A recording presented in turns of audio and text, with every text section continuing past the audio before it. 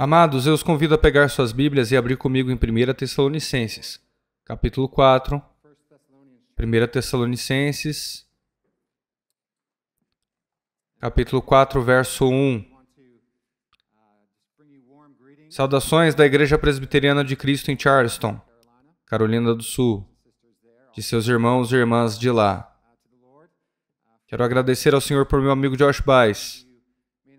Alguns de vocês não sabem, mas pastorei por 10 anos na Grace Presbyterian Church, aqui em Douglasville.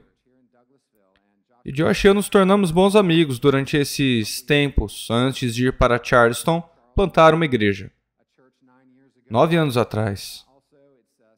Além disso, é uma bênção conhecer Virgil Walker, ver o seu trabalho aqui na G3 e Scott Eniel, meu amigo o Steve Lawson e outros. Uma bênção essa conferência. E o canto?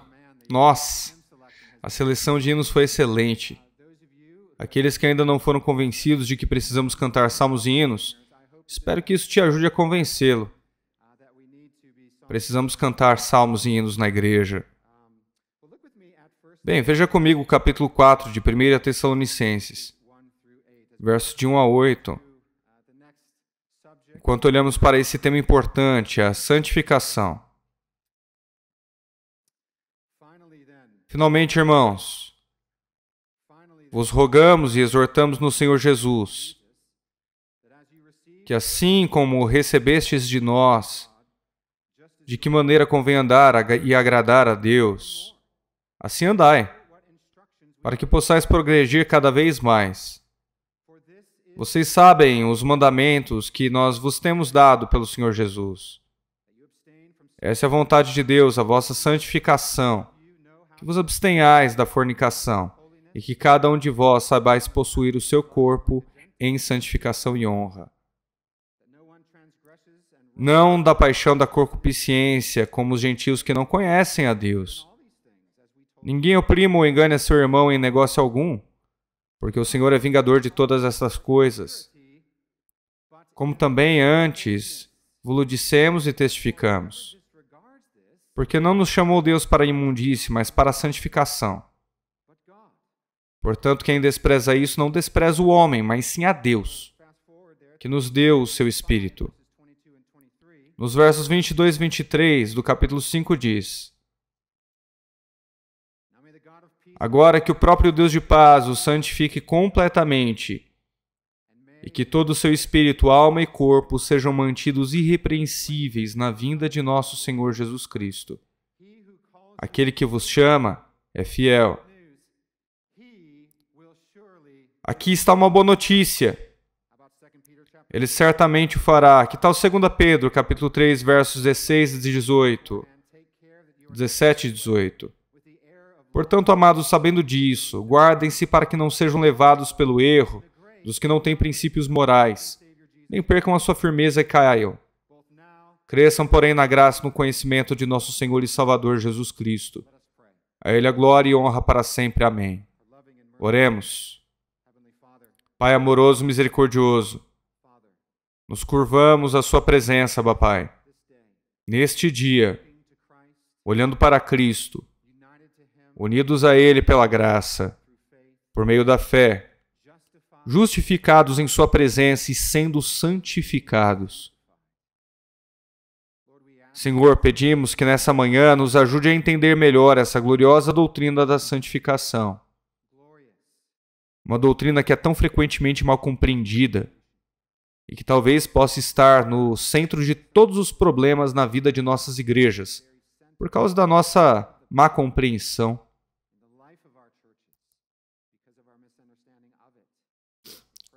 Rogamos, Senhor, que hoje nos conceda graça e sabedoria de aprender cada vez mais e entender cada vez melhor o que significa ser santificado e que estamos sendo santificados por seu Filho, por seu Espírito. Oramos em nome de Jesus Cristo. Amém.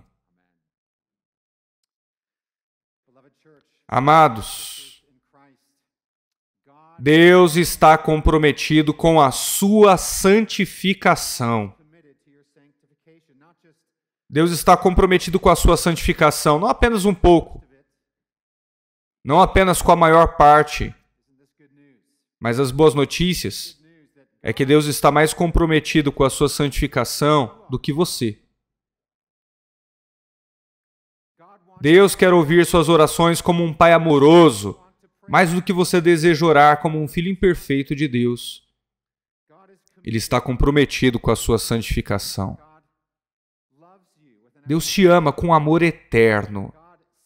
Deus se regozijará em você com todo o seu amor. Sofonias capítulo 3. Alguns de vocês, pais, cantarão para os seus filhos essa bênção essa noite. Eu costumava cantar a bênção descrita para os meus filhos quando eles eram pequenos. Deus se regozijará em você e com o seu amor. Ele te ama como um amor eterno e indestrutível. É isso que nós temos demonstrado ao longo dessa conferência. Mas admitimos que ao corrermos a corrida da fé, muitas vezes nos cansamos. Às vezes sentimos que mal estamos nos movendo. É bom saber que Deus se comprometeu com a nossa santificação. Ele está mais comprometido com ela do que nós mesmos. De fato, aqueles que estão unidos a Cristo pela graça e pela fé estão sendo santificados e serão santificados. O apóstolo Paulo, em suas palavras iniciais de sua carta aos Filipenses, no capítulo 1, diz: agradeço a Deus todas as vezes que me lembro de vocês. Em todas as minhas orações em favor de vocês, sempre oro com alegria, por causa da compreensão e cooperação que vocês têm dado ao Evangelho, desde o primeiro dia até agora. Estou convencido de que aquele que começou a boa obra em vocês vai completá-la até o dia de Cristo Jesus. Que promessa! Que promessa! Uma promessa da qual Paulo tinha certeza e da qual você deveria ter certeza em Cristo. Como Paulo tinha tanta certeza? Porque o apóstolo sabia que a salvação estava enraizada não no desempenho espiritual do homem, não em sua decisão, mas na graça soberana de Deus. Graça sobre graça. Graça que chama, que regenera, que converte, que justifica. Graça que adota, que santifica, que nos preserva e nos traz para casa na glória. A salvação é somente pela graça de Deus, por meio da fé somente em Cristo, renovando cada vez mais somente para a glória de Deus. É essa palavra somente que nos torna reformados. É isso que nos torna protestantes, reformados e confessionais. Cremos que é somente pela graça de Deus que somos salvos. É disso que nossa conferência se trata. E louve a Deus por isso. William Perkins, pai do puritanismo inglês, viveu em 1558 a 1602. Também chamado de pai do puritanismo elisabetano. Escreveu um tratado publicado em 1602, no ano de sua morte, chamado A Corrente Dourada da Salvação. Eu recomendo que você o procure e leia. E nesse livro ele extrai das Escrituras a natureza indestrutível da salvação de Deus, do começo ao fim. Cada ação salvadora de Deus, no chamado Ordo Salutis, ou Ordem da Salvação. Esse é o elo dessa corrente de ouro. Ouvimos sobre esses temas a semana toda, começando com a eleição. É uma corrente de ouro que não será e não pode ser quebrada. Por quê? Porque é a corrente de Deus. Porque é a corrente de Deus. Uma corrente de ouro que não pode ser quebrada. Ela tem um propósito eterno e redentivo. E não é nossa. Nada pode quebrá-la. Se todos os exércitos do inferno se levantassem e fossem atrás de apenas um dos eleitos de Deus que está unido a Cristo pela graça e fé, se todos os exércitos se levantassem com o próprio Satanás à sua frente para destruir a fé de um dos eleitos de Deus, eles seriam derrotados. Seria em vão. Pecador querido, cristão querido, você que está se apegando a Cristo, mas sente que está se segurando na beirada, você está desanimado. você se envolveu em algum pecado e foi pego. Aqui está a boa notícia. Cristo nunca te abandonará. Lloyd Jones tem uma ilustração maravilhosa, que eu não sei onde está, porque eu li todos os seus sermões, então confundo um com o outro.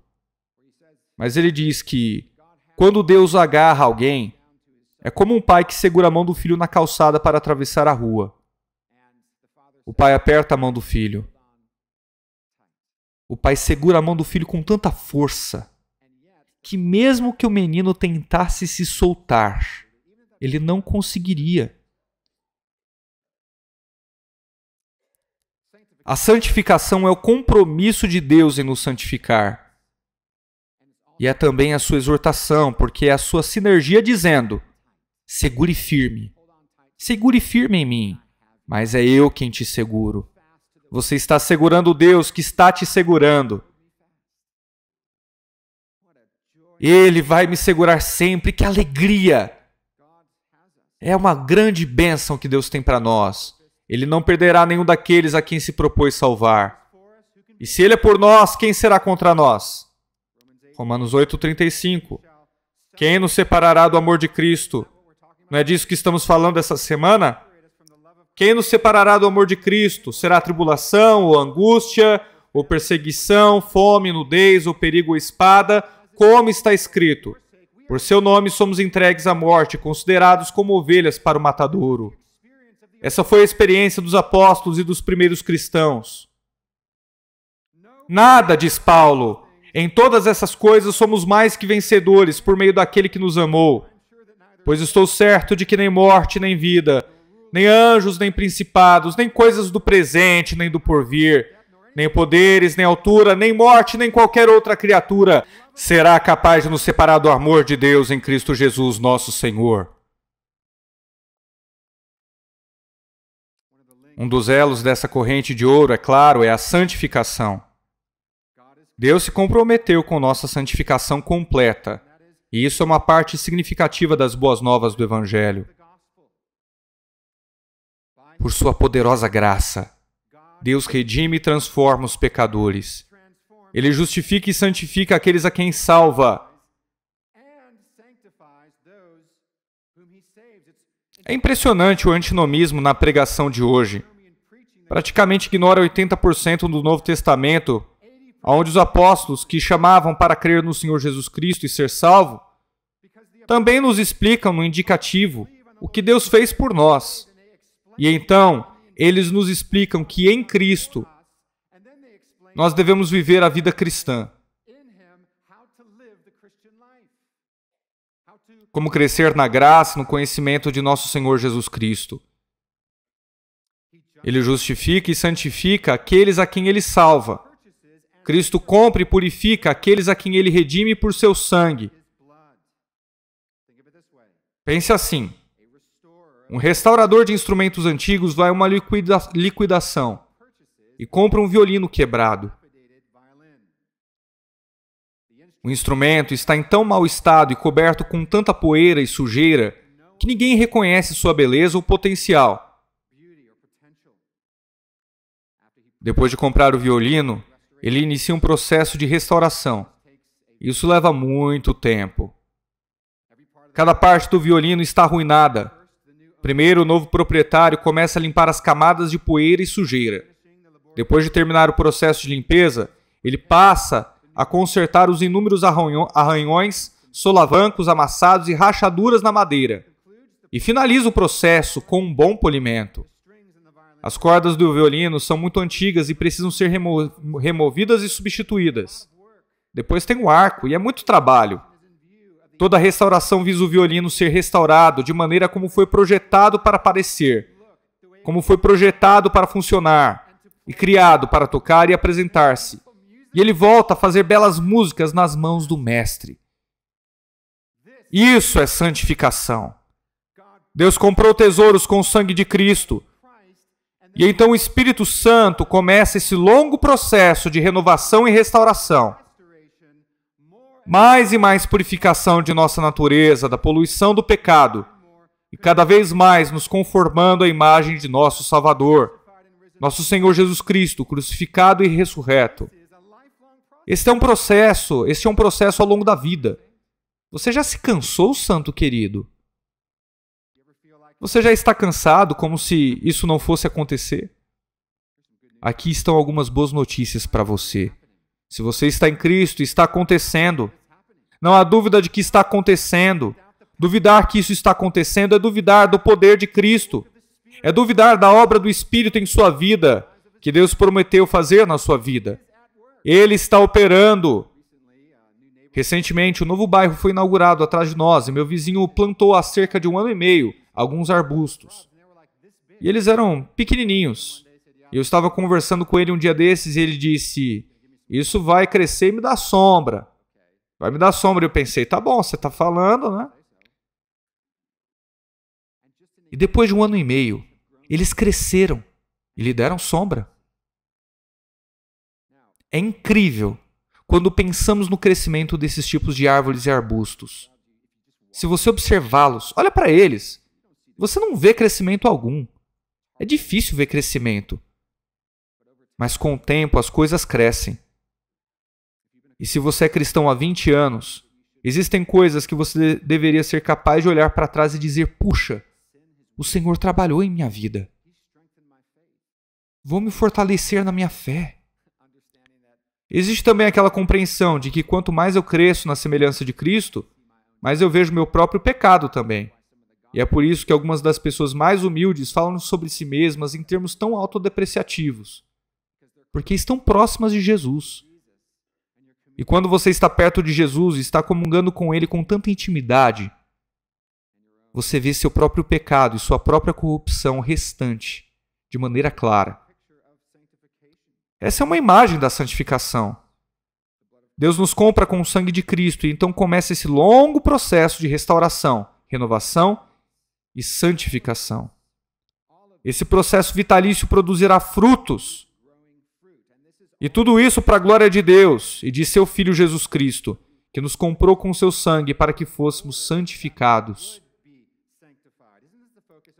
Esse é o foco das palavras de Paulo em Tito. Alguns dos pregadores já chamaram a atenção para isso essa semana. Mas é um texto importante. Veja, Tito 2, 11 a 15. O que é interessante sobre esse texto é que ele está falando sobre redenção, mas está falando sobre redenção em relação à criação santificada. Não justificação, mas santificação. Ouça, porque a graça de Deus se manifestou salvadora a todos os homens.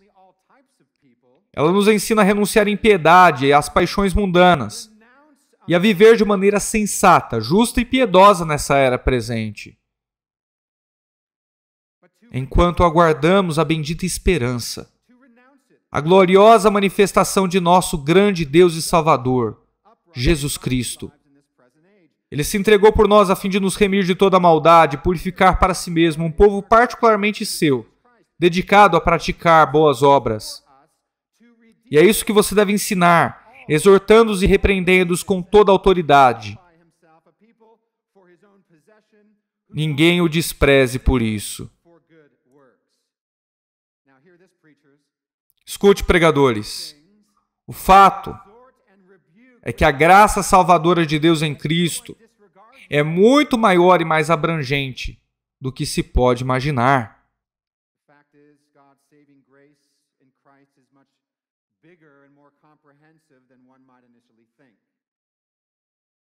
A salvação não é apenas um seguro contra incêndio. Não é como se você fosse declarado justo e agora você tem que se virar para viver a sua vida. Não é assim, não. A graça salvadora de Deus é muito maior do que isso. Ela não só te resgata, ela te renova. Não só te justifica, ela te santifica. Não só te reconcilia, como te renova. Ela não é só perpétua, ela te purifica. Ela não apenas liberta, mas te amadurece. É graça pura e soberana de Deus. Ela não apenas nos salva de nossos pecados, mas nos leva a uma vida de santidade crescente. Se você está anotando, anote isso, porque essa é uma das coisas mais incompreendidas no amplo evangelicalismo. Graça soberana. A graça de Deus não apenas nos salva de nossos pecados e da pena deles. Ela nos salva para uma vida de santidade crescente. Sem santidade, ninguém verá o Senhor. Somos levados a considerar a doutrina bíblica da santificação, uma faceta central, mas muitas vezes negligenciada na pregação do Evangelho e do Evangelho da Graça. A seguir estão 5 pontos que constituem o que eu acredito serem o próprio fundamento da santificação. Em primeiro lugar, a santificação é uma obra da graça soberana de Deus. A santificação é uma obra da graça soberana de Deus. Sabemos que Deus, pela graça soberana, regenera. Sabemos que Ele, por essa graça, justifica. Sabemos que também adota pecadores culpados por meio da fé. Mas quem santifica? Isso depende de nós? É Deus dizendo, eu te salvei, eu fiz tudo isso por você, agora vai, continua. A Bíblia ensina que Deus é o autor e consumador da nossa santificação. Aquele que começou a boa obra em vocês será fiel para completá-la no dia da sua vinda. Ele certamente fará isso. A santificação é uma obra da livre graça de Deus. Não é meramente uma obra do crente autônomo com aspirações morais. Você não está sozinho quando se trata de sua santificação. Longe disso. O breve catecismo de Westminster, e tenha paciência enquanto eu cito documentos presbiterianos, hein? Estudiosos e pregadores. Você já ouviu muitos deles essa semana. Louvado seja Deus por eles. O que é santificação? Pergunta 35. O que é santificação? É a obra da livre graça de Deus, pela qual somos renovados em todo o nosso ser, segundo a imagem de Deus, e habilitados a morrer cada vez mais para o pecado e a viver cada vez mais para a retidão. Portanto, cremos não apenas na justificação somente pela graça, mas também na santificação somente pela graça. Não aperfeiçoamos pela carne o que foi iniciado no Espírito. Isso é Gálatas 3:3.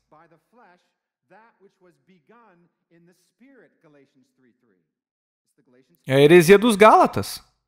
Como um pecador não pode justificar a si mesmo, um pecador também não pode se santificar. A santificação é uma obra de Deus. Às vezes sentimos falta disso. Às vezes a pregação perde isso de vista. Alguns são levados a acreditar que a santificação é deixada para nós. Às vezes a pregação dá a sensação de que a santificação é nossa. Regeneração é o que Deus faz e santificação é o que nós fazemos. Deus salvou você, agora continue com a obra. Mas isso está errado. A santificação é uma obra livre da graça de Deus e ela completará o que começou. Ele não é como nós, que tem projetos inacabados. Você tem vários, né? Eu poderia entrar na sua casa e encontrar na sua vida vários projetos inacabados. Na minha tem também. Deus não tem projetos inacabados. Ele completa aquilo que ele começa.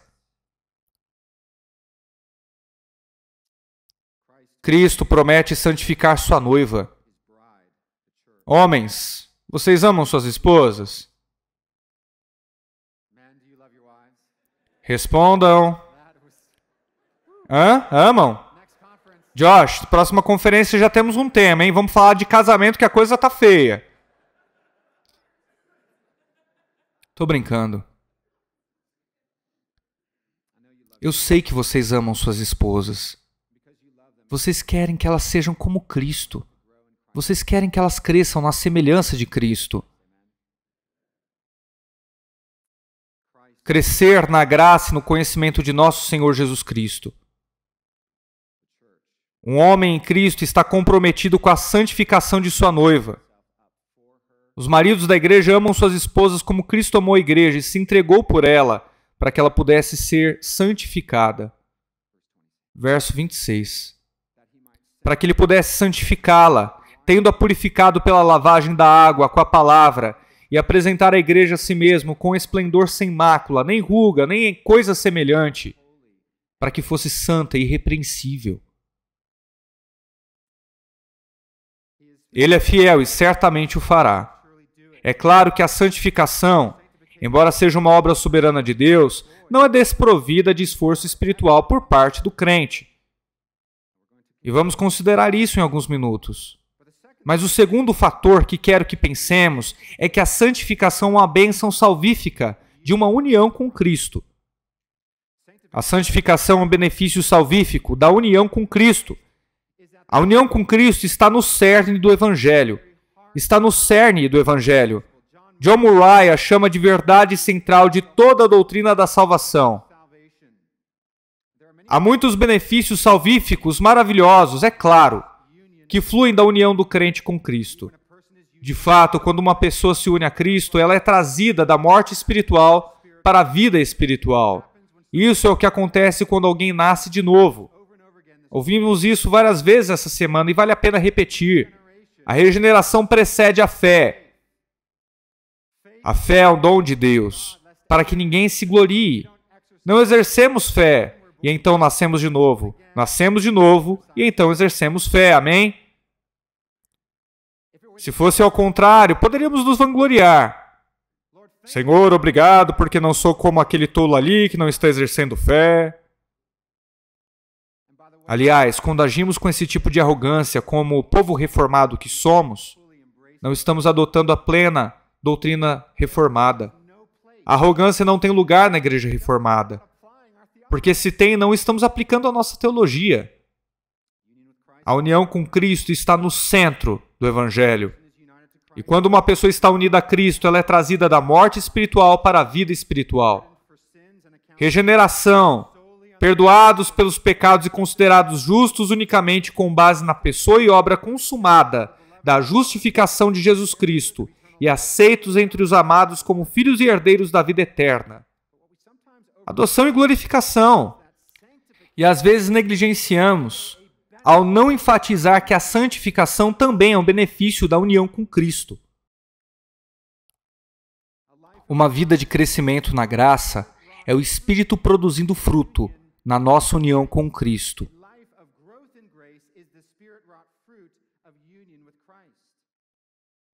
Como cristãos, portanto, não devemos apenas nos regozijar em nosso estado legal de justificação diante de Deus, mas também no relacionamento transformador de vida que temos com Deus, a santificação.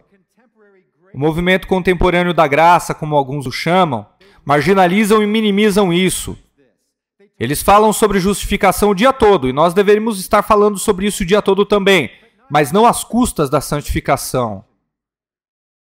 Temos o que é chamado de dupax gratia aqui. Essa graça dupla da qual Calvino falou. E se você é justificado, então você está sendo santificado. E se você está sendo santificado, então você está justificado, porque está em união com Cristo. Não pode ter um sem o outro. Cristo, nosso cabeça, transforma a vida de seus membros. Romanos 6, 5 até 14. Se fomos unidos a Ele na semelhança da sua morte, certamente também seremos unidos a Ele em semelhança da sua ressurreição. Você não ama a maneira como Paulo fala sobre ter confiança? Não está enraizado em nada que ele esteja fazendo ou em qualquer coisa que aqueles para quem ele está escrevendo estejam fazendo.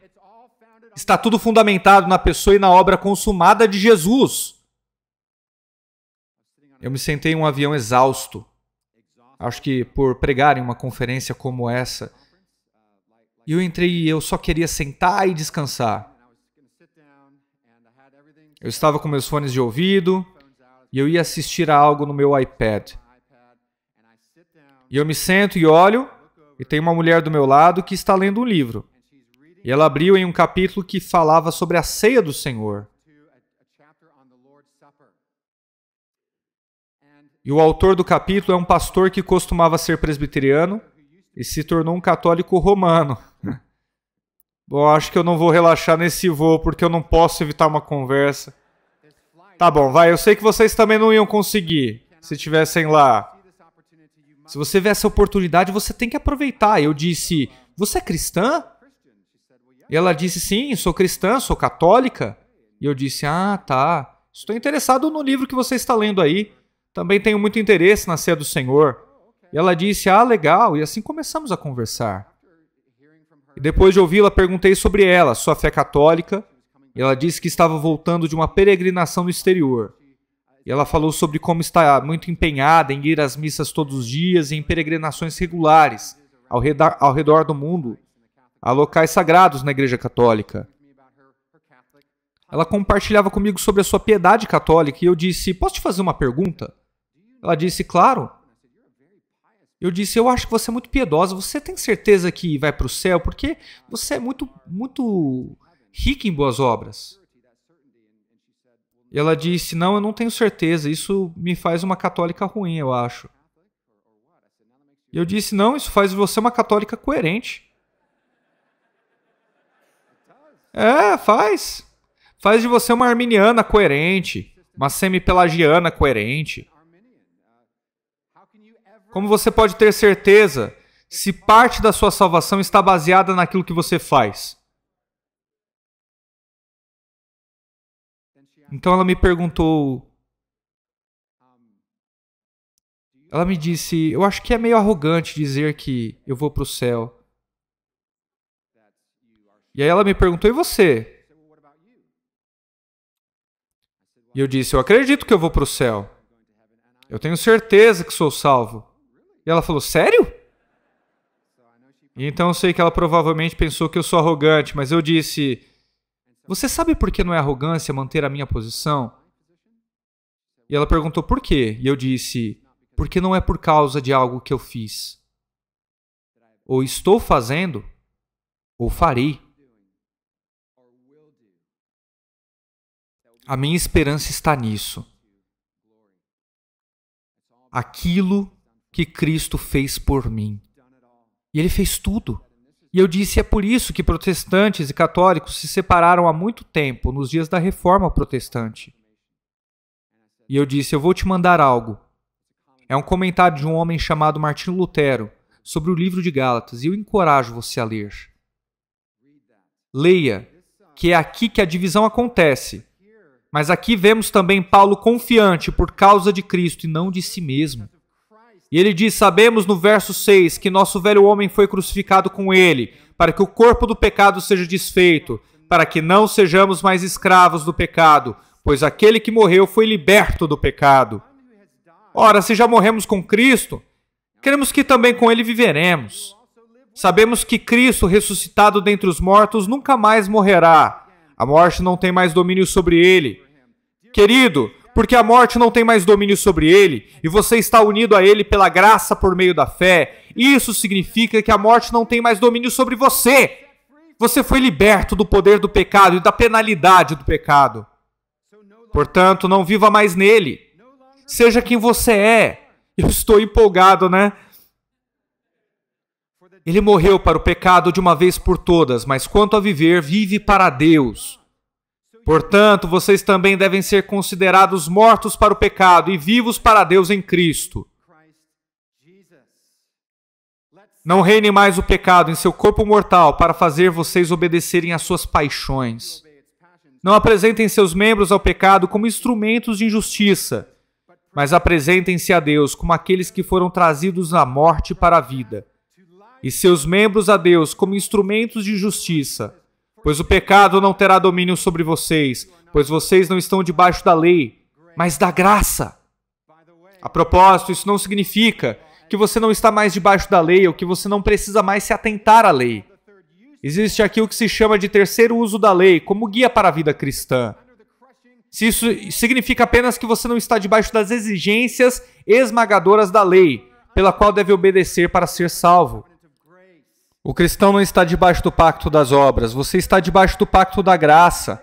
A lei não condena, porque nenhuma condenação há para os que estão em Cristo Jesus. A lei não te condena porque você está em Cristo. E ela é dada a você pelas mãos de Cristo como um guia, como uma bússola para a vida cristã. É assim que você agrada a Deus. Não como você ganha um lugar com Ele em Cristo. A videira verdadeira nutre seus ramos. João 15, 4 e 5. Unidos à imagem perfeita de Deus, somos conformados cada vez mais à sua imagem. Romanos 8, 29. Portanto, não se pode estar unido a Cristo e permanecer o mesmo. Não se pode estar unido a Cristo e permanecer o mesmo. E isso inclui todos os pecados, inclusive a homossexualidade. Há um asterisco sendo colocado no pecado da homossexualidade hoje em dia,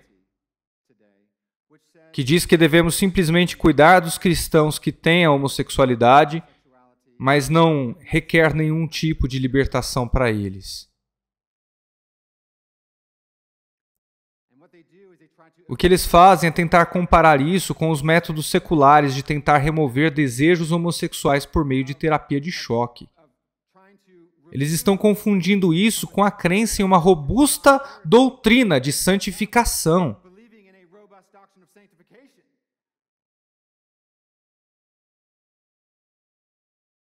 E queremos todos eles, incluindo aqueles que podem estar lutando contra isso nesse momento. O que é muito provável, eu quero que você entenda e confie na autoridade da palavra de Deus e na glória do Evangelho de Cristo, que salva e santifica. Cresça na graça e no conhecimento de nosso Senhor. Isso não é uma ordem vazia. Ele ordena isso porque o seu Espírito e palavra fazem isso. E esse pecado se enfraquece com o tempo, assim como qualquer outro pecado. À medida que você cresce na graça, isso te dá esperança. Esperança para aqueles que lutam contra a atração pelo mesmo sexo. Para os que acham que é uma batalha perdida e que nunca vão mudar. Isso é suprimir a ajuda e acredito que leva pessoas a uma vida de moralidade ainda mais profunda. Porque esse grupo diz, bom, eu estou destinado a viver assim. Deve ser assim que Deus me projetou, então eu vou viver nesse pecado.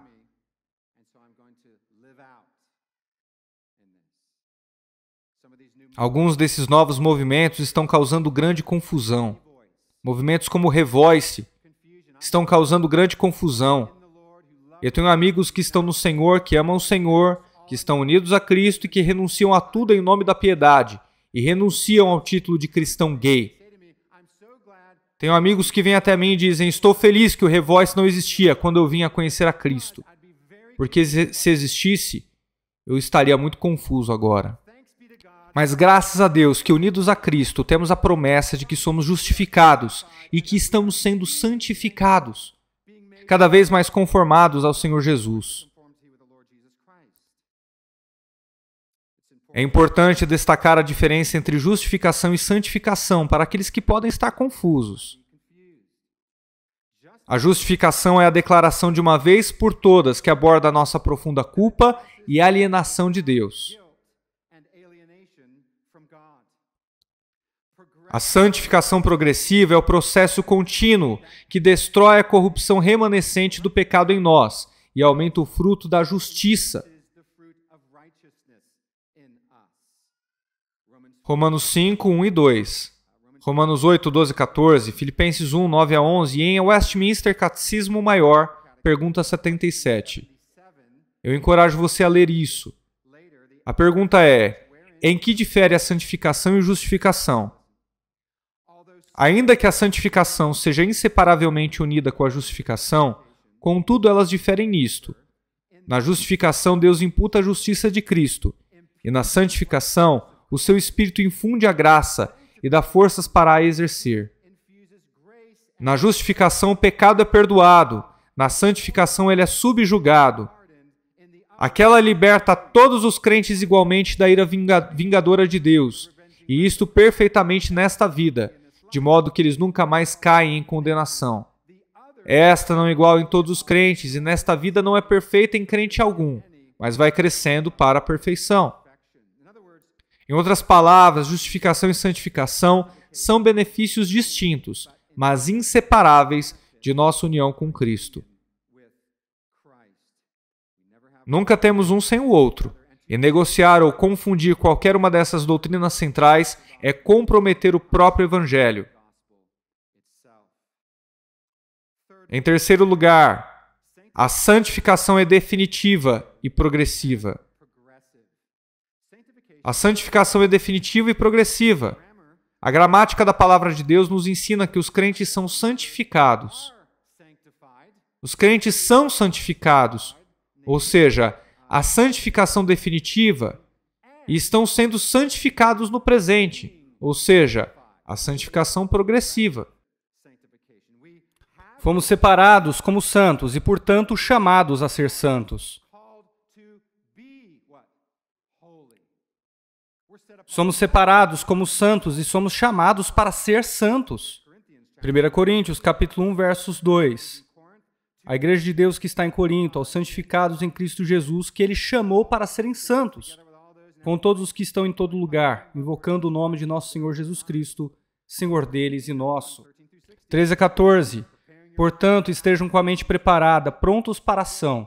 Sejam sóbrios e coloquem toda a esperança na graça que lhes será dada quando Jesus Cristo for revelado. Como filhos obedientes, não se deixem amoldar pelos maus desejos de outrora, quando viviam na ignorância. Mas assim como é santo aquele que os chamou, sejam santos vocês também, em algumas condutas. Na maior parte delas, né? É isso. Não. Em tudo que fizerem. Mas, Senhor, eu te dei tudo. Eu estou mortificando minha carne, mas eu tenho esse quarto escuro em minha casa. Eu tenho esse quarto escuro que eu não quero abrir mão. E tenho certeza que o Senhor não se importa, é um só.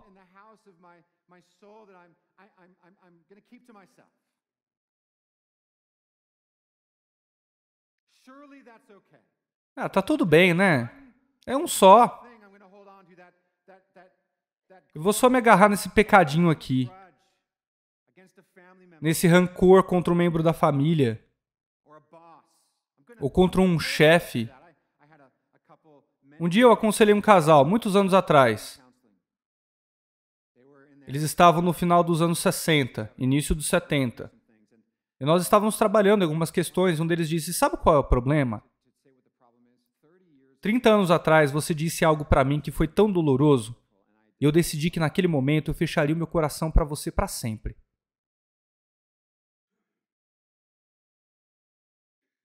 Cristãos professos, mas cristãos que guardam rancor e falta de perdão.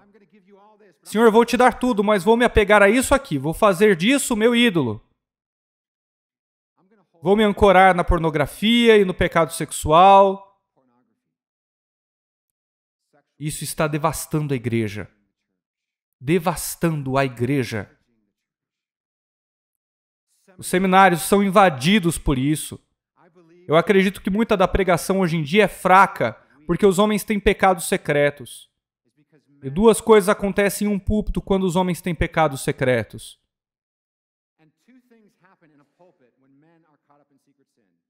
Duas coisas acontecem. A primeira é que eles se tornam muito duros e raivosos no púlpito. Eles perderam o amor porque estão sobrecarregados de culpa, raiva e confusão em sua própria vida. Que quando sobem ao púlpito ficam com tanta raiva e são tão duros que começam a martelar as pessoas com a sua pregação. A beleza de Cristo vai embora e a pregação se conforma com o pecado secreto. Ou então eles começam a pregar sobre antinomianismo. A pregação se torna muito leve, fraca, o que é muito da pregação de hoje. Aqui nos é dito, como filhos obedientes, não se deixem amoldar pelos maus desejos de outrora, quando viviam na ignorância. Mas assim como é santo aquele que os chamou, sejam santos vocês também em tudo que fizerem, pois está escrito, sejam santos, porque eu sou santo. Eu entrei em uma loja masculina no centro de Charleston. Meu filho estava comigo, isso foi há muitos anos atrás. Meu filho Hans tinha 7 ou 8 anos e entramos e meu filho parecia um pouco Mauricinho. Mas entramos nessa loja masculina. E um cara olha para mim e olha para o meu filho. Para mim e olha para o meu filho. Ele diz, um mini você? Legal, gostei.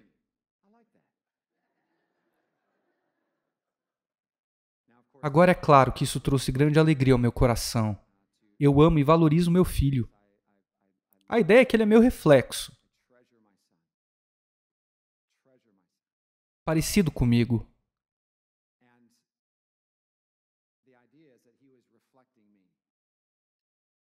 Carrega a semelhança de seu pai. Somos chamados a ser santos como santo é o nosso Pai Celestial. Devemos ter a semelhança de nosso Pai e ser motivados a isso. Esse desejo deve ser motivado pelo amor. Amor ao Pai, amor a Cristo, desejando honrá-lo e glorificá-lo. Hebreus 10, 10 a 14. Pelo cumprimento dessa vontade fomos santificados, por meio do sacrifício do corpo de Jesus Cristo, oferecido uma vez por todas. Dia após dia, todo sacerdote apresenta-se e exerce os seus deveres religiosos. Repetidamente oferece os mesmos sacrifícios, que nunca podem remover os pecados. Mas quando esse sacerdote acabou de oferecer para sempre um único sacrifício pelos pecados, assentou-se à direita de Deus. Daí em diante, ele está esperando até que seus inimigos sejam colocados como estrado dos seus pés. Porque por meio de um único sacrifício, ele aperfeiçoou para sempre os que estão sendo santificados. Santificação definitiva, justificação e a santificação progressiva. Deus nos santificou definitivamente para nos santificar progressivamente. Com efeito, unido a você, foi separado para a santificação. Essas importantes distinções ressaltam a natureza de nossa identidade como filhos redimidos de Deus, bem como a maneira pela qual somos chamados a viver como seus filhos e filhas. Na santificação definitiva, somos chamados para fora do mundo, separados do mundo. Somos os chamados, separados do mundo e para Deus como vasos no templo que foram separados ou santificados para um propósito santo. Assim nós, que estamos em Cristo Jesus, fomos separados ou santificados para um propósito santo também. E nesse sentido, o povo de Deus é santo. E na santificação progressiva, a habitação do Espírito Santo transforma e renova a vida moral do crente. Essa renovação interior e crescimento espiritual impactam o homem todo. A mente, a vontade do coração, os desejos e as afeições são todos santificados por meio da obra do Espírito Santo e dos meios de graça divinamente designados. Queridos, entendam, a graça da santificação renova tudo que o pecado arruinou. Tudo que o pecado arruinou. Fora de Cristo, estamos totalmente depravados e em Cristo você está totalmente renovado. Todos nós, cada parte de nós. A graça da santificação renova tudo que o pecado arruinou. É uma renovação completa que ocorre ao longo da vida. Ouça Thomas Boston, e a propósito, se você nunca leu A Natureza Humana em seu estado quádruplo, exorto-o agora a comprar esse livro, mesmo que não sobre dinheiro para o presente de Natal para os seus filhos, hein?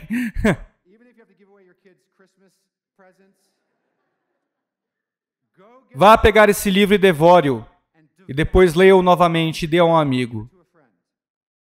Thomas Boston, na Natureza Humana em seu estado quádruplo, diz esta citação, abre aspas, como a seiva transporta a vida para o ramo e para cada parte dele, assim o Espírito de Cristo santifica todo o homem. O veneno do pecado foi espalhado por todo o espírito, alma e corpo do homem, e a graça santifica e o preenche em todos os cantos. Cada parte do homem é santificada, embora nenhuma parte o seja perfeitamente nesta vida. Que ótima notícia, não? Maravilhosa notícia. Assim como o investidor imobiliário pode comprar casas em ruínas e em uma parte promissora da cidade e com o tempo renová-las para o padrão mais alto, quero dizer, quantos deles diriam, vamos em frente consertar apenas uma parte da casa, 80% ou 20% em ruína total e depois vamos tentar vender? Ninguém faz isso. Eles consertam tudo em um alto padrão, cada centímetro quadrado. Assim Deus compra pecadores com o sangue de Cristo. Declara os seus. Declara os seus e com o tempo renova-os ao padrão mais alto. Você sabe qual é esse padrão? O Senhor Jesus. Ele está renovando você para o padrão mais alto em conformidade com a imagem de seu próprio Filho amado. O Filho de seu amor a quem você está unido pela graça por meio da fé.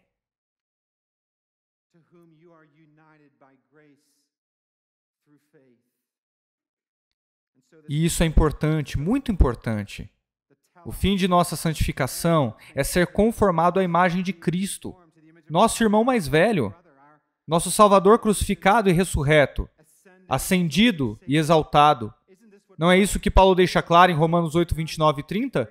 Os versículos que destacam a corrente de ouro da salvação? Romanos 8, 29. Porque os que conheceu também os predestinou para serem conformes à imagem de seu Filho, a fim de que ele seja o primogênito entre muitos irmãos. Quem são esses muitos irmãos? Nós!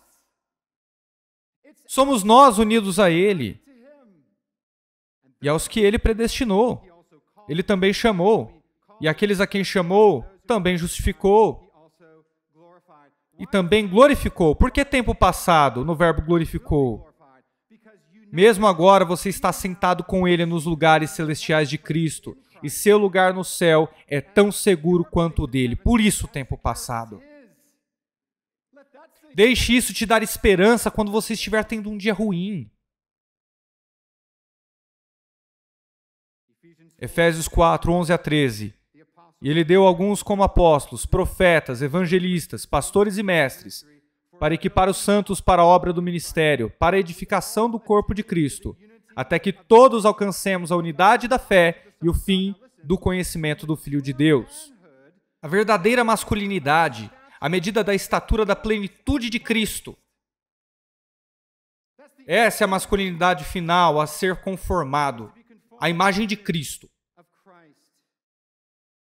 Efésios 1, 22 e 23. E sujeitou todas as coisas a seus pés, e sobre as coisas o constituiu como cabeça da igreja, que é o seu corpo, a plenitude daquele que cumpre tudo em todos. Você foi salvo da ira de Deus para uma vida crescente de santificação, que preenche todos que são dele. E um dia, quando ele voltar, seremos como Jesus. Isso é no sentido de que iremos refletir a perfeita santidade de Deus em nossas mentes, corações, vontades e afeições na totalidade de quem somos. Ainda seremos nós, mas seremos como Ele em glória e perfeição ressurretas. Acredite na minha palavra. Vamos para 1 João 3, 2 até o 3. Amados, agora somos filhos de Deus. E ainda não é manifesto o que havemos de ser, mas sabemos que quando Ele se manifestar, seremos semelhantes a Ele. Porque assim como é, o veremos. E qualquer que nele tenha essa esperança, purifica-se a si mesmo, como Ele também é puro. Nós o veremos. Aqui está o ponto. Mas agora, por meio da fé, você também pode vê-lo. Nós o veremos então em toda a sua glória. Será uma visão beatificada. Mas mesmo agora somos chamados a vê-lo com os olhos da fé. E esse é um aspecto central da nossa santificação e da nossa piedade. É por isso que o Evangelho deve ser pregado sem timidez e com ousadia sempre que os cristãos se reúnem. Sempre pregamos as imensuráveis riquezas de Cristo. Nunca nos cansamos do Evangelho. É por isso que Deus nos deu essas palavras do apóstolo Paulo. Pregamos Cristo crucificado e fazemos isso em memória dele por meio da palavra e do sacramento. O Evangelho permanece central na igreja e é isso que nos lembra de nossa justificação, mas também é o que nos santifica em Cristo quando o abandonamos. Colossenses 3:1.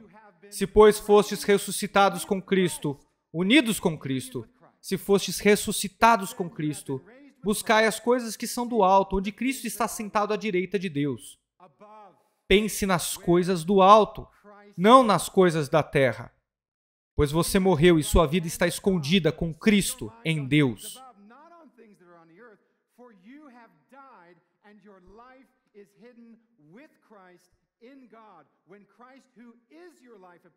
Quando Cristo, que é a sua vida, aparecer, você também aparecerá com Ele na glória. Sabe o que está acontecendo? Você é santificado e cresce em sua caminhada com o Senhor, e quando tem os seus olhos fixos em Jesus, seu Senhor crucificado e ressurreto. Quando você tira os olhos dele, é quando tudo começa a dar errado.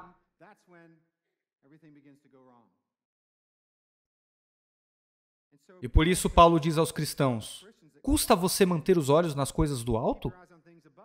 E então, imediatamente depois, Paulo é condenado à morte. Portanto, o que é terreno em você? Imoralidade, impureza, paixão, maldade, desejo, cobiça, que é idolatria? E ele continua com essa lista de pecados que aflige até os cristãos. Ele diz como advertência, mas sabe que esses cristãos não fizeram e não estão fazendo isso. Hebreus 12 diz algo semelhante. Portanto, visto que estamos rodeados de tão grande nuvem de testemunhas, deixemos também todo o embaraço, o pecado que tanto nos envolve, e corramos com perseverança a carreira que nos está proposta. Olhando para Jesus, o autor e consumador da fé. Olhando para Ele, estamos na corrida. Estamos correndo. Ficamos cansados, abatidos, por vezes saímos do curso, mas devemos manter os olhos em Jesus, que não está apenas na linha de chegada, mas que está por trás e por diante. Nós olhamos para Ele, aquele que pela alegria que lhe foi proposta, suportou a cruz, desprezando a vergonha, e hoje se assenta à direita do trono de Deus. A santificação nunca deve ser entendida, além das barreiras dessa verdade. A graça de Deus não apenas salva, mas também santifica. Não apenas redime, mas também renova. Não somos deixados para afundar em nosso pecado como crentes. Você ouve muito disso no movimento da graça contemporânea. É como se o objetivo da nossa santificação fosse afundar em nossa fragilidade e pecado. E isso não é verdade. Sim, o pecado ainda nos afeta. O pecado não reina mais em nós, mas permanece em nós. Mas nós matamos esse pecado ativamente. Fomos libertos da tirania do pecado para uma vida de crescente santidade. E claro, este é um processo ao longo da vida. Um carvalho não cresce da noite para o dia. Leva anos e décadas para criar raízes profundas e duradouras, enquanto buscamos sinceramente o Senhor e encorajamos uns aos outros a fazerem o mesmo. Devemos orar e ser pacientes. Um mentor meu disse uma vez: somos pecadores em desconstrução. E é por isso que suportamos uns aos outros com amor. Somos pacientes uns com os outros porque reconhecemos que também tem coisas contra as quais lutamos. Se você está em Cristo, você foi santificado para uma vida de piedade crescente. Se você está unido a Ele, você foi separado para uma vida de crescimento espiritual. Portanto, exorto-vos a eliminar de vossas vidas tudo que impede o progresso espiritual.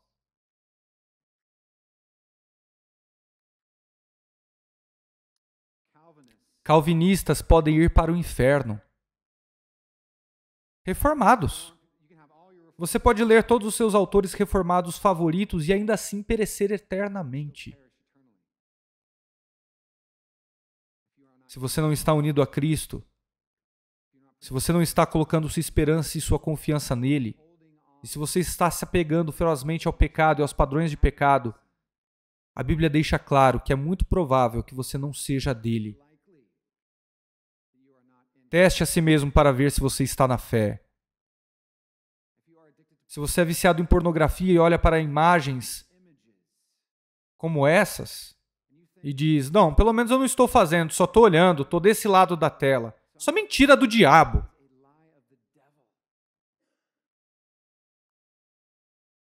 Isso também vale para os ministros. E existem ministros aqui hoje assistindo por meio de uma transmissão ao vivo. Você não pode ter um ministério saudável e fiel. Não importa quão sólida ou ortodoxa seja sua doutrina. Se você está vivendo em um pecado secreto ou em duplicidade. Alguns anos atrás, um homem em nosso círculo do mundo da reforma, um dos pregadores mais talentosos do Reino Unido, Foi exposto por ter casos extraconjugais. E, infelizmente, ele tirou a própria vida. Esse homem falou no congresso da Leonir. Ele escreveu para todas as principais revistas da Reforma. Escrevia comentários e coeditou uma outra série de comentários. Um grande pregador. Ele era um dos grandes autores antes disso tudo acontecer. Altamente respeitável. Pessoas dizem que sua esposa havia perguntado a ele: como é possível que você faça tantas coisas para Deus, pregando esses sermões maravilhosos, escrevendo livros, ajudando tanta gente, e você vive assim? Como é que você consegue? E ele disse, e isso me arrepia. Ele disse, eu confiei no meu intelecto. Perceba, as pessoas ficaram tão impressionadas com a sua teologia que ele conseguia fingir. E a todo ministro do Evangelho que esteja ouvindo essa mensagem hoje, eu exorto você, se arrependa desse pecado secreto e dessa vida dupla. E saiba que os braços de Cristo estão abertos para você. Jogue-se em seus braços misericordiosos, afaste-se do ministério e pare de brincar. A culpa é esmagadora e você e seus ossos estão quebrando dia após dia. Afaste-se do ministério e olhe para Cristo em busca de graça, misericórdia e perdão. Renuncie a isso por piedade, publicamente e em particular para seus amigos. É muito importante que reconheçamos que fomos separados como os escolhidos e totalmente amados de Deus. Em quarto lugar, bem rapidamente, a santificação é alimentada pelos meios de graça. Deus, em sua soberania, designou meios específicos e objetivos pelos quais Ele salva, nutre, faz crescer e amadurece espiritualmente os seus filhos. É por isso que nossas confissões falam sobre o uso diligente dos meios de graça. A palavra, sacramentos e oração que a igreja primitiva praticava. Vemos isso logo após o Pentecostes. Diz que a igreja primitiva era dedicada ao ensino dos apóstolos, à comunhão, ao partir do pão e às orações. Todos os artigos definidos lá. Este era o culto público da igreja, e os primeiros cristãos se dedicavam a isso. Por quê? Porque Deus promete salvar e santificar, reunir e aperfeiçoar seus eleitos por esses meios. E assim devemos estar comprometidos com eles como igreja. É contraintuitivo, mas é isso que o Senhor faz. Ele usa uma palavra pregada, água, pão e vinho, para nos santificar, para nos conformar cada vez mais à imagem de Cristo, à medida que cremos no Senhor Jesus. À medida que exercemos esses meios. Por fim, a santificação requer espírito, poder, esforço e disciplina. A santificação requer espírito de poder, esforço e disciplina. O apóstolo Paulo exortou os crentes do primeiro século em Filipenses a desenvolverem sua salvação com temor e tremor, reconhecendo que é Deus quem opera neles tanto querer quanto realizar, segundo a sua boa vontade. Como? Nós trabalhamos em nossa santificação ou Deus trabalha em nossa santificação? A resposta é sim e sim também. Explica, pastor. Bom, eu não posso. Isso é um mistério glorioso. É o mistério do Evangelho, da santificação, que os estudiosos escreveram nas obras de Deus para nós. E realizamos tudo por sua graça. Em outras palavras, pelo poder do Espírito de Deus que habita em nós. Os cristãos são chamados para trabalhar no que Deus trabalha. A santificação requer espírito de esforço, poder e disciplina. Novamente, o movimento contemporâneo da graça não quer falar sobre disciplinas espirituais. Eles não querem falar sobre adoração pessoal e familiar, ou piedade no dia do Senhor e observância do sábado, e todos esses dons maravilhosos que o Senhor nos deu para que tenhamos uma doce comunhão com Ele. Mas a palavra de Deus deixa claro que essas coisas são direitos de expansão, que a santificação é um processo vitalício que envolve uma enorme quantidade de trabalho e esforço. Renunciamos a isso. Abracemos a teologia de Deus. O crescimento espiritual não é um passeio no parque. Por isso Paulo diz a Timóteo, Treine-se na piedade, pois enquanto o treinamento corporal é de algum valor, a piedade é proveitosa em tudo, pois contém promessa para a vida presente e futura. Por isso trabalhamos e nos esforçamos, porque colocamos nossa esperança no Deus vivo. A Escritura descreve a vida cristã como uma luta, 1 Timóteo 6,12, uma corrida, 2 Timóteo 4,7, trabalho e esforço, 1 Timóteo 4,7, e uma guerra, Efésios 6.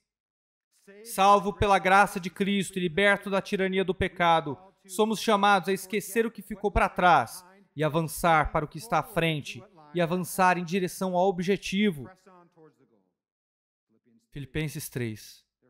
Portanto, Kevin DeYoung está certo quando afirma que o testemunho do Novo Testamento é que o crescimento na piedade requer esforço por parte do crente. De acordo com a Escritura na Confissão Reformada, o espírito do crente, o poder de esforço na santificação, consiste em mortificação e vivificação. Vivificação, repita. O que é isso? É matar o pecado permanentemente e uma busca ativa pelas marcas da piedade. É um ato de matar o pecar, o permanecer pecando, e uma busca ativa das marcas da piedade. John Murray diz que precisamos levar nossos pecados para o matadouro. Primeira vez que eu vi um matadouro foi há um tempo atrás. Eu não vi muitos. Né? Na verdade, outro dia alguém estava falando sobre matar uma vaca aqui e eu falei, puxa, não estou acostumado com isso não. Eu estava nas montanhas do Peru certa vez, na Cordilheira dos Andes, e passei por uma sala e por um tipo de armazém. Olhei para dentro e fiquei impressionado. Cerca de 200 lhamas, penduradas, ensanguentadas. Matadouro para lhamas. E é isso que somos chamados a fazer com o nosso pecado na mortificação diária. Matar nosso pecado. Mate o pecado ou ele te matará, como diz Owen. Em Cristo fomos libertos do reino do pecado e da morte e nos tornamos escravos da santificação. Romanos 6. Observe que nossa santificação ou crescimento em graça consistem tanto em morrer para o pecado quanto viver para Deus. A santificação é o despojar-se do pecado interior e revestir-se da piedade verdadeira. Colossenses 3. Uma purificação da corrupção remanescente e um cultivo de santidade crescente. Os autores da Confissão de Westminster descreveram esse processo de santificação acontecendo ao longo da vida, uma vida inteira. Portanto, desse lado do céu, sempre haverá uma guerra contínua e irreconciliável. A carne lutando contra o espírito e o espírito contra a carne. Devemos estar em pé de guerra, não apenas com uma preocupação com o pecado da cultura, mas com o pecado em meu próprio coração. E às vezes erramos isso.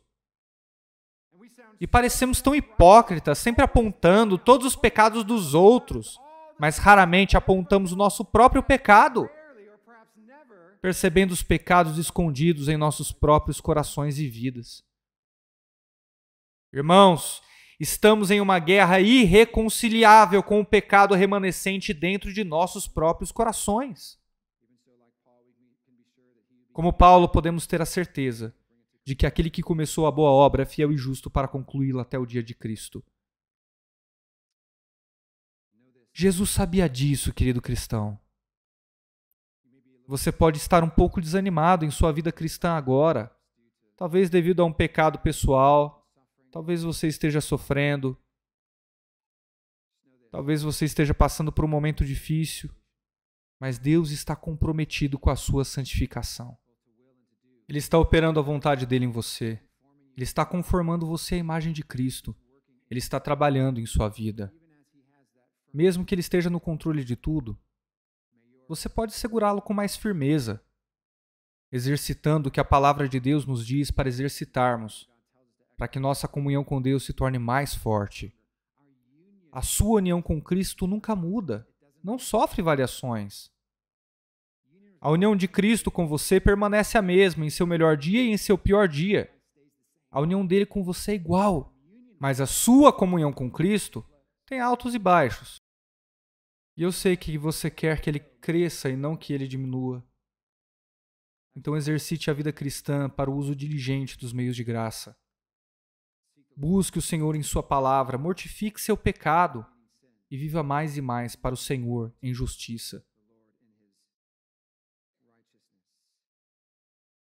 Quero encerrar dizendo isso, lendo essa citação de William Perkins.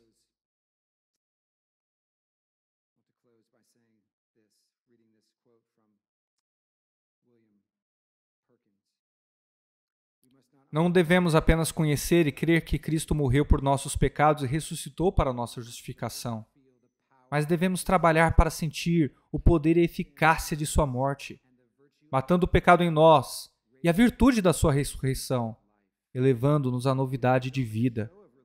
Aquele que tem apenas uma demonstração religiosa pode fazer uma profissão de fé em Cristo, em sua morte e ressurreição, mas aqui está o poder. Quando nos tornamos conformes à sua morte em relação a mortificar o pecado e conhecer a virtude de sua ressurreição, nos esforçando em obediência e moldar-nos ao seu exemplo em todas as coisas em que ele deixou a si mesmo como padrão. E para nós, Cristo é aquele a quem buscamos para nossa justificação e nossa santificação. Ele é o padrão de vida cristã. Oremos ao nosso Pai.